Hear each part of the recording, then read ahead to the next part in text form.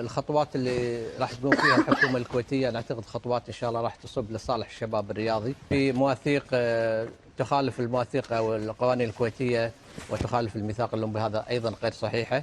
انا اعتقد المرحله القادمه تتطلب تدخل حكومي مباشر هذه المره. احنا في فترات سابقه نرفض التدخل الحكومي، لكن اهلا وسهلا بتدخل حكومي لاصلاح الاعوجاج. المتضرر الاول والاخير هم الشباب الرياضي. اذا تبي تصلح اعوجاج او في جسمك مرض او دينك تقطعها علشان يتعدل الوضع. فبالتالي انا اعتقد نبارك خطوات الشيخ سلمان الحمود، نبارك خطوات الحكومه، وانا اعتقد اغلبيه الشارع الكويتي مع هذه الخطوات اللي ان شاء الله راح تصب في صالح الرياضه الكويتيه، والقرار ان شاء الله راح يصدر وراح نتعرف على جديه الحكومه في اصلاح الخلل بعد اجتماع اللجنه الاولمبيه الدوليه. اعتقد قرار ان شاء الله راح يكون لصالح الرياضه ان شاء الله.